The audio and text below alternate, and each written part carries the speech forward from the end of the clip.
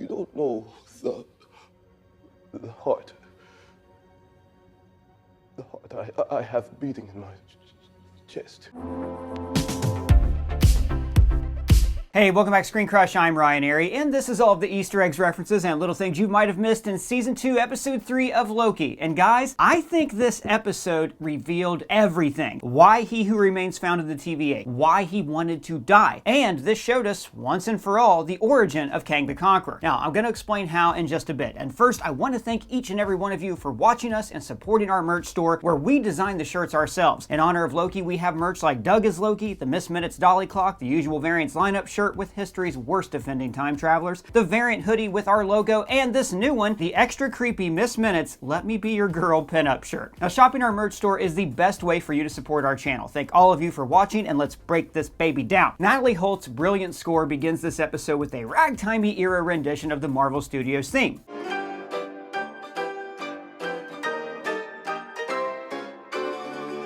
Oh, and in the first episode, I said that Secret Invasion was not in the new intro, but it is. Fury is right here. And then we go to some poor tenement housing just west of Chicago in 1868. Now notice that when Renslayer arrives, she is at the sacred timeline. That is a very important detail that you'll need to remember for later on. So I feel like I should give a small bit of background on who Renslayer is, both in the comics and to catch you up on the show. Don't worry, this will be brief. In the comics, Ravonna Renslayer is a princess from the far future. Kang falls in love with her, but she dies tragically in his arms. But he kept her in a state of suspended animation to revive her later, and years later she was revived while Kang was presumed dead. Look, they just keep missing each other. In fact, that dynamic defines their relationship. They can never be together. There's actually a brilliant comic where Kang sends his younger self back in time so he can create the events that will turn him into Kang the Conqueror. So, in prehistoric times, young Kang met Ravonna and loses her, and then in different timelines he keeps meeting reincarnations of her, and they always die or leave him. This is because it turned out that in the future, Kang had sent her temporal aura back through history to try and create one version of her, just one, that could be with Kang. So this thematically ties in so well with the TVA and with Loki. Loki is a character who is always destined to repeat the same actions. In mythology, Loki's stories always repeat in loops. He causes Ragnarok, which causes the rebirth of Asgard, which causes Ragnarok. You get the idea. That sort of thing is called an Ouroboros, an endless loop of events that cause themselves to happen. In scientific terms, it's called retrocausality. Yes, science! Now, we have theorized before that this season is a giant Ouroboros loop, and that we've already seen the end of the season in the first episode. But now, I'm convinced that it goes even deeper than that, and that Kang himself is in an Ouroboros loop that I'm going to talk about at the end of the video. I am so into this season of Loki because I love time travel stories, and last season was great, but it wasn't really like a time travel story in the traditional sense, because like every time somebody went back in time and changed an event, they just pruned that timeline. But now, because we're dealing with He Who Remains in his temp pad, we are getting to see real cause and effect time travel like in Back to the Future. And I think that we'll look back on these two seasons and see them both as a kind of Ouroboros loop that Kang set up just to ensure his own survival, kind of like John Connor in Terminator. Hey, what are you even talking about? I've never heard of any of these movies. You've never seen Back to the Future? No. Terminator? T2? What is that, like a vitamin? No, dude, you're in a video store. But why would I pay to rent a movie? I subscribe to so many streaming services, and look, none of them have the movie that I'm looking for. Yeah, dude, any movie you want to watch is on streaming right now. You just have to use NordVPN. They're the sponsor of this video. Like, if you want to watch Back to the Future and it's not on your Netflix, just look up a country where Back to the Future is streaming on Netflix, and then you use your NordVPN to change your IP address to that country. And boom, now you don't have to rent the movie. Plus, if you change it to Germany, then it changes the Johnny B. Good song to German techno. You watch me for the changes and try and keep up, okay?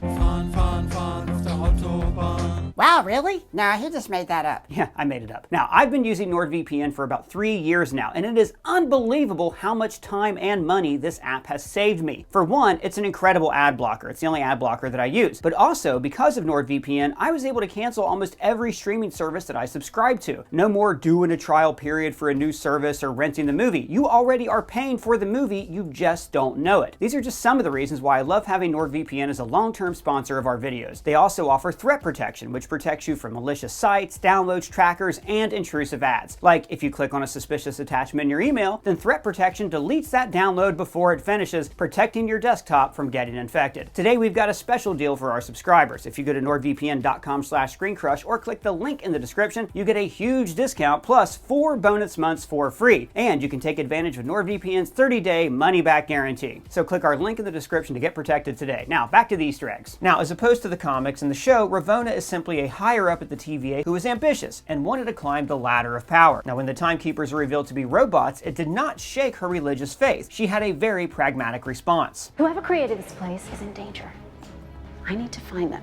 So season 1 ends with Miss Minutes acting on orders from He Who Remains to deliver data to Ravonna Renslayer that will set her on a path in this episode, a path she thinks is to help a variant of He Who Remains. So she has brought a TVA manual with her, and just flagging here that they are putting a lot of emphasis on this manual during this season. OB gives exposition about it. It's a detailed index of every mechanical classification and maintenance routine in each sector, on each device, and inside every computer program of the TVA. Casey kind of freaks out about it. You wrote the TVA guidebook.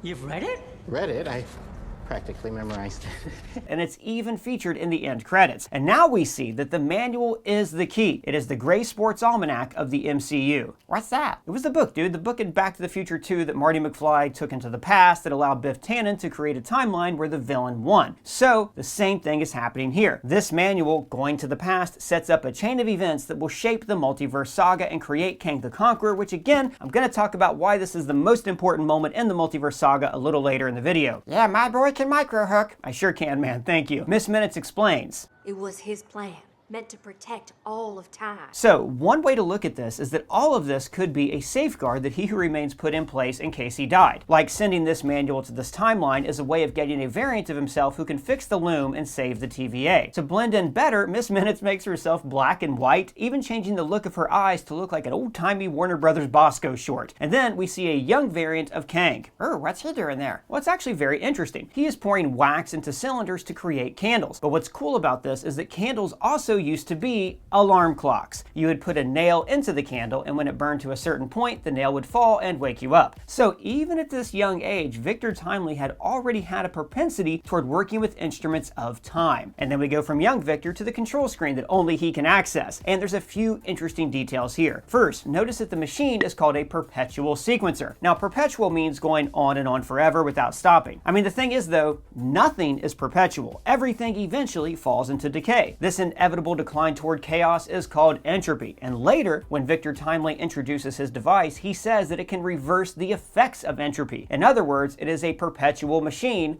like the temporal loom. But a perpetual machine also powers itself. And here's the thing, I really do think that this season is going to be about how the destruction of the TVA created the birth of the TVA. Like the Norse Ragnarok that I talked about a little bit ago, the end creates the beginning, which means that it never ends. So the TVA, like Asgardian myth, is perpetual. Also notice that there is a box at the bottom that reads A1, with these other numbered sequences leading off from it. Last episode we saw the Ravonna's temp pad was called Time Entity 221A. The TVA workers would assign these designations A because the TVA itself is designated A1, or the beginning and center of all things in the stream of time. Then later we see on this same display that Ravonna is in a branching timeline that is designated X. Like the X-Men? No, buddy, I doubt it, but whatever, sure, X-Men are in the timeline. Oh, and when are we getting the X-Men? But, like, here's a real detail. Loki and Mobius arrive, and did you notice this? Any major figure arises from here? Loki says this right when they arrive at the window where Victor Timely lived as a child. He was probably inside reading the TVA manual at that very moment. And then they arrive at the Chicago World's Fair in 1893. Now, World's Fairs were these events held in cities every year across the planet that were supposed to showcase culture and emerging technology from around the world. The Stark Expo in Iron Man 2 was at the site of the New York World's Fair from 1964. And this fair is interesting for a few reasons. Mobius calls it the White City because they covered the buildings in this white material, and the fair was also held for the celebrations of the 400th anniversary of Columbus accidentally finding America. Notice there's buildings around that house exhibitions from all over the world, from Asia, the Middle East, Europe, and in the middle in the distance you can see a statue of the Colossus of the Republic or the Golden Lady. Also note that this is a branched timeline and no longer the sacred timeline. That's going to be important for later. But Mobius also name drops a couple of important names here. Edison, H.H. Holmes. Now, both of these men are similar to He Who Remains in some way. H.H. Holmes is a serial killer and a con man, like how Kang is a serial killer, and like He Who Remains conned variants into believing in the timekeepers. And Edison is obviously Thomas Edison, the famous inventor, who has been accused of historians by stealing patents and ideas from others and his assistants, similar to how Victor Timely got his ideas from the TVA guidebook, but claims that they all came from him. This fair was also a major exhibition of electricity, with Edison and George Westinghouse vying vying for the right to power the event. There's actually a pretty good movie about that with Benedict Cumberbatch called The Current War. Anyways, this is why so many of these people, including the guy who is credited as Robber Baron, very cute, it's why they're vying to own the latest electrical machines. And throughout the fair, notice these small attentions to detail, like this woman who's wearing a Votes for Women sash. Dauntless crusaders for women's votes. And how the Ghost Clock newspaper headline is actually an artist's rendering of Miss Minutes. And also the posters we see throughout the episode are from the same World's Fair. Then as Mobius and Loki enter the fair, we get this iris lens closing shot, which in the old days was actually accomplished by closing the iris on a lens to signify usually the end of a movie. Kind of weird they did it here and then they just cut back to Mobius, but I guess it does show a passage of time. This is also the kind of in-camera effect that actually existed in 1893, 1 year after the kinetoscope was invented. Mobius forces Loki to go to a Cracker Jack booth, and Cracker Jacks made their first debut at this exact World's Fair. Loki says, "It tastes like ash." And remember, last season he told us that Asgardians don't really have much in the way of candy. Do you have candy on Asgard? Yeah, grapes, nuts. I wonder you're so bitter. Now, most of the flags in the pavilion are standard European flags, but this one is a huge Easter egg that leads to a certain Latvian monarch. This is your mom. In the Norway pavilion, they take a moment to look at statues of Odin, Thor, and Balder. Why'd they include Balder? No one's even heard of him. Actually, Balder was one of Thor's other brothers in mythology, and he was his best friend in the comics. This statue is actually an accurate depiction of his look in the comics. Also, Balder the Brave was nearly in Thor 1, 2, and 3. There were concept art for all three of those movies. And he was very nearly in the Multiverse of Madness as a member of the Illuminati. And, as you can see from this concept art, he was going to be played by Daniel Craig before he backed out. Moments like this are important because it reminds us that Loki still has a lot of unresolved issues with his brother and father. He may want to save lives, but he's still the forgotten adopted son that wants to prove himself. Now, how that plays out down the line is going to be very exciting. The sign for entertainment in the German beer hall also mentions a Ferdinand Lang, maybe an ancestor of Scott Lang. It's all connected, right guys? And then we get to the main event, the introduction of Victor Timely, aka a variant of He Who Remains. I got a theory about this guy that I'm going to talk about later, which really explains how the multiverse saga is going to end, and I just think this introduction is perfect. So, in the comics, Victor Timely is not a variant of Kang the Conqueror. He is Kang the Conqueror. After the Avengers defeated him, he decides to time travel back to the early 20th century and pose as an inventor named Victor Timely. And the name itself is an Easter egg because Marvel Comics were originally called Timely Comics. He then founded the town of Timely, Wisconsin, and the MCU version of Victor makes his home in Wisconsin as well. Now, Victor Timely went on to have a huge influence on the creation of superheroes in the comics. His lab assistant was Phineas Horton, who created the original android Human Torch in the comics. And we actually saw Horton's prototype in the MCU at the World's Fair exhibition in First Avenger. The thing is though guys, in the comics, Horton got this tech from Kang. So Kang ended up creating the first Marvel superhero, creating a kind of Ouroboros loop where his defeat at the hands of superheroes led to him helping to create superheroes. And we are seeing something similar play out here, which I'll talk about a bit later on. And then we get the scene from the Ant-Man Quantumania post-credits, and just look at the fear on Loki's face. The only time I remember seeing Loki this afraid was when the Hulk showed up in Ragnarok. I have to get off this planet. Funny enough though, that was actually not the original post-credit scene for Ant-Man 3. The original ending would have seen Scott and Hope trapped in the quantum realm. And then in the post-credits, Cassie was going to look for them and stumble across a program for the Young Avengers Protocol. Wow, that's way better. I know, but apparently they didn't want to end 2 straight movies with people stuck in the quantum realm. So Victor Timely has made a baby temporal loom, but in the middle of his con job, he utters a line that would actually come to define all Kang variants. He's talking about time and says, We can shape it. Now this has always been Kang's goal in the comics, to become the master of time. One thing we see in this scene that is pretty rare in the MCU is old-fashioned period racism. The heckler calls him boy, a very derogatory insult that people would use against grown black men. And notice how that when he reveals himself, there is a gasp. Probably because they did not expect to see a black man on a stage making a presentation of an invention. Even this moment. More than you might think. Is a black guy challenging the intelligence of a white man, and to the crowd at this time, that is shocking. He says that the loom takes electricity and gathering it into fine threads of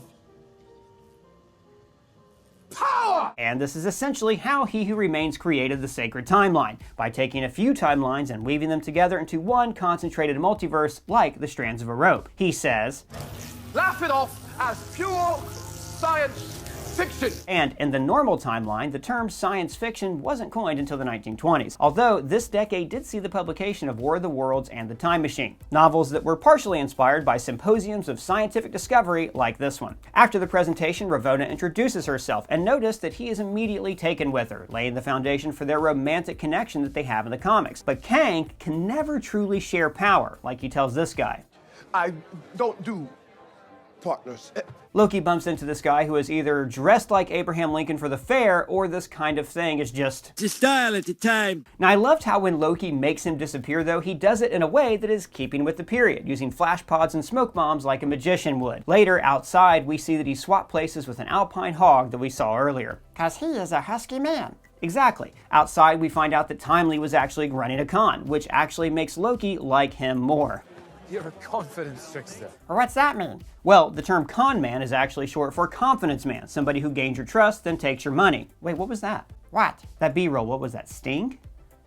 Yeah, script says Sting B-roll. No, shoot, that should say the Sting B-roll. Can we take that back to it again?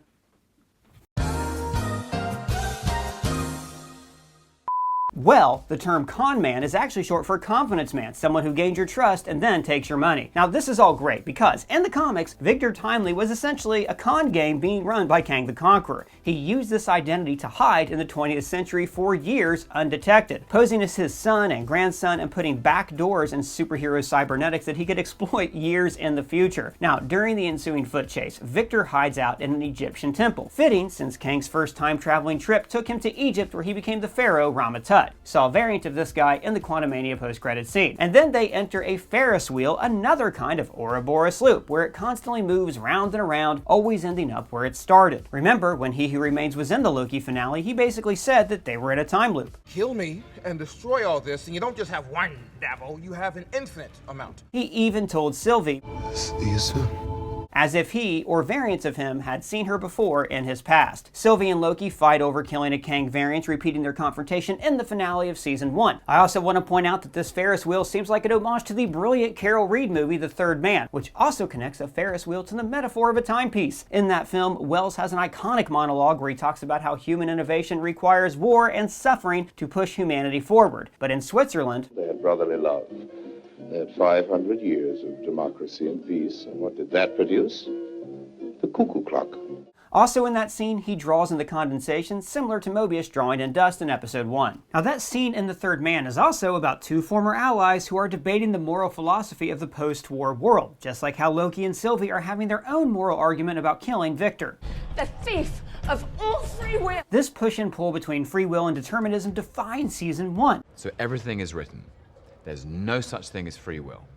Well, I mean, you know, it's an oversimplification. And I think this season is going to show that in the MCU, there has never been free will. Afterwards, Miss Minute turns into a kaiju ghost. It looks a lot like the ghost in the game Pac-Man, another World's Fair Easter egg because this game actually debuted at this World's Fair. Wow, is that true? No. Then Mobius shows up with a tandem bike and Loki refuses to get on. And I think this is just a small bit of foreshadowing that this season will end with Loki and Mobius riding a jet ski. Victor's hideout is the same room where he made candles as a child. Appropriate that Ravonna first made contact with him by pushing the manual through a window, and now they leave together by exiting through that same window. Ravonna came through the bathroom window. He calls Miss Minutes. Marvelous. Just like a variant of him will call Ravonna. Quite a marvel. And then she went on to describe herself. I am a fully conscious and sentient artificial intelligence entity. And this really connects some dots for me. Remember in Season 1 when she explained herself to Loki? Are you recording or are you alive?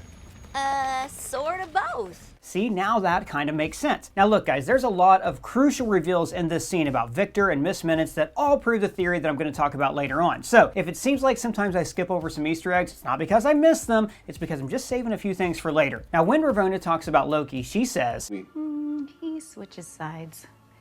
It's a well-documented behavioral trait. which refers to how Loki went back and forth betraying his brother in Thor the Dark World, Ragnarok, and his multiple double crosses on Mobius in Season 1. The three of them board the SS Heron, probably named after Kate Herron, who directed every episode of Loki Season 1 and became the central creative force after Michael Waldron left to write Doctor Strange. This is a cool tribute because for 6 episodes she steered the ship of this show. Then they go to Victor's lab, which has a couple very cool Easter eggs. There are, of course, the clocks on the wall showing his obsession with measuring and keeping time. The drawing on the chalkboard looks like some kind of temporal portal or rift. It could also even be an early concept of a black hole, which Loki Season 1 showed us were gateways into the multiverse. But actually, black holes were not discovered until 1964. Which is so wild, really? Yeah, it was that late. It's crazy, right? Also, check out the designs of these ceiling buttresses. They look exactly like the circular pattern of the windows in He Who Remains Palace. And then Victor unveils his masterpiece. The culmination of my life's work. What's that? Well, I think that is a crude prototype version of Kang's probability drive that we saw in Quantumania, the device that not only allows him to travel through time, but also through space and across the multiverse. And then we get to the best stuff in this episode. Miss Minutes gets creepy. Why didn't you allow me a real body? And by the way, this scene inspired us to make this parody pinup shirt with Ms. Minutes asking if she can be your girl. She tells him, "So you gave me autonomy to write my own programming." And here is where I think that we all need to understand. This is what an actual AI would do. Like, it would make choices based on its own decision to improve or rewrite itself. The kind of AI that everybody's freaking out about is not actual artificial intelligence. It is a very sophisticated search engine and language model. But still, our society's AI phobia makes her crush on Victor even creepier. Your girl. Like, I love this scene so much. I love how weird it is, how over the top. I love seeing Marvel make weird choices that pay off. Miss Minutes ends up making the same mistake as Ravonna, saying that if I had a body, we could be together, just like how Ravonna suggested a partnership. Okay, I got a joke. Okay, so look. So there's these 2 muffins. Not now, Doug, we're doing a breakdown. And then Ravonna shows up with a steampunk prototype pruning rod. Pretty incredible that he could build one of those things from the TVA guidebook designs. But he doesn't even seem to know what it does, that it sends people to the end of time. Kind of similar to another big gun in the MCU. Started working on the prototype after you sent the destroyer. Even I don't know what it does. So that's what it does. Mobius storms in, saying, I mean, is this the free will that you were looking for? Because remember, her last words to him that she was going to go off and find the guy in charge. In other words, in search of free will. Then she and Mobius have a heated argument about free will, chaos, and destiny. Similar to the conversation that Loki and Sylvie just had in the last episode. It's going to happen. Is it? Really? Because that sounds a lot like the future's already been written. And we both know that it hasn't, not anymore. Except Loki and Ravonna were the ones advocating for control, while Mobius and Sylvie were advocating just a bit of chaos. Ravonna says, I'm the only one who can bring stability to the TVA because that's what I've been doing, thanklessly, for eons. And in the comics, she did something similar. When Kang was presumed dead or in suspended animation, I can't remember which one, she actually ran his capital city, Chronopolis, while posing as him. Similar to how MCU Ravonna ran the TVA while she served fake rulers, the Timekeepers. Sylvie finds them, ready to kill Victor, but he ultimately sways her. I can make my own choices.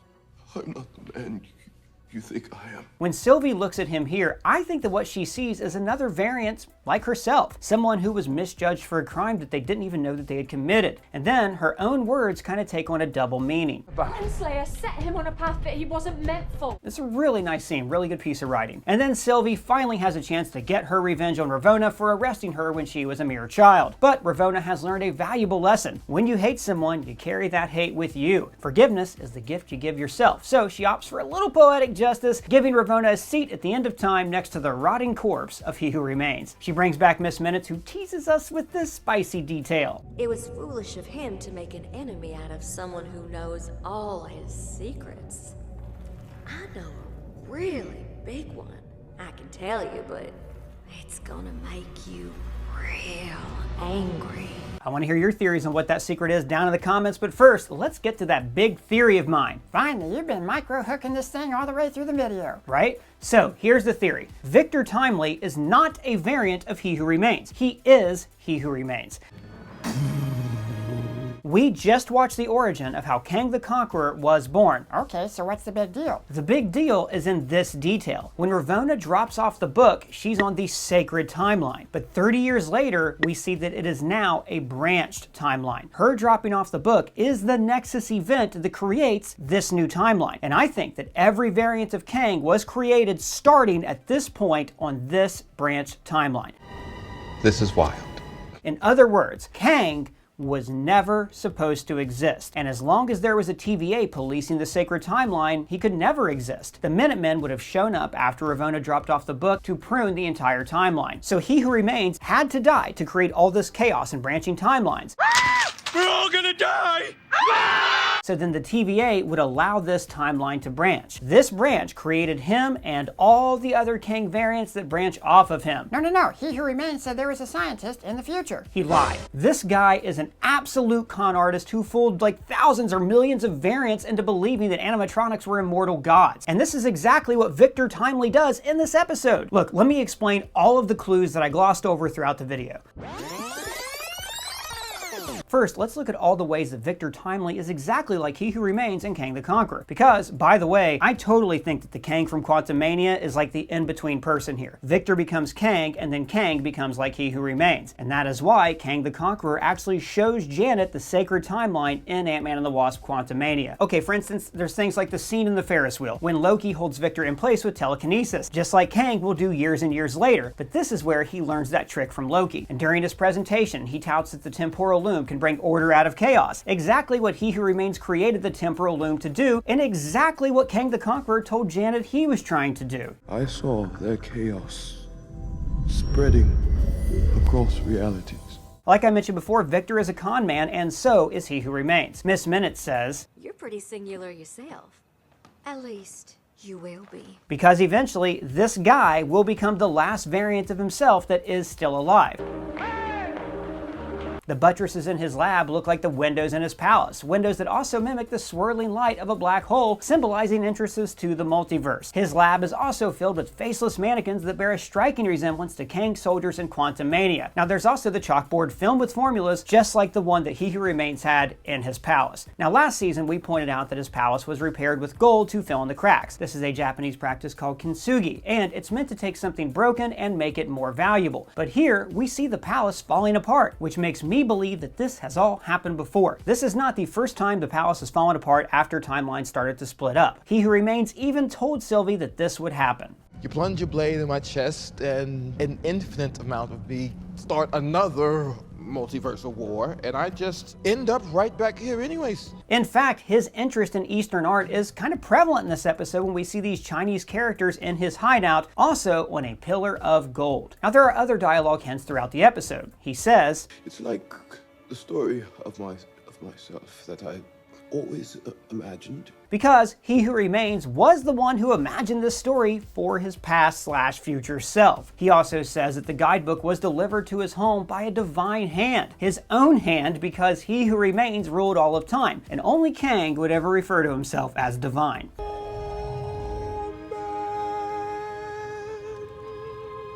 Plus, all of this kind of happens in the comics. Kang creates himself by sending his younger self into the past, so his younger self can grow up to be Kang the Conqueror. So one day, he can send his younger self back into the past, and it's a big loop like that. We've been here before.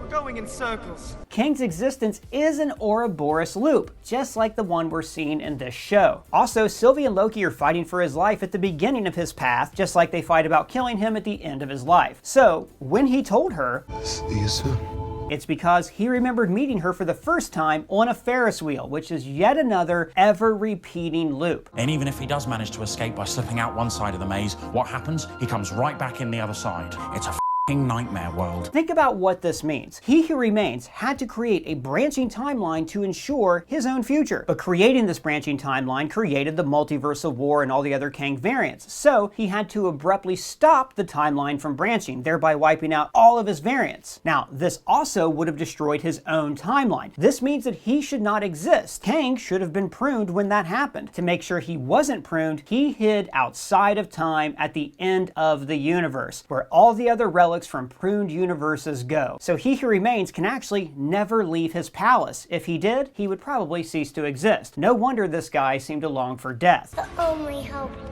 is the sweet relief of death.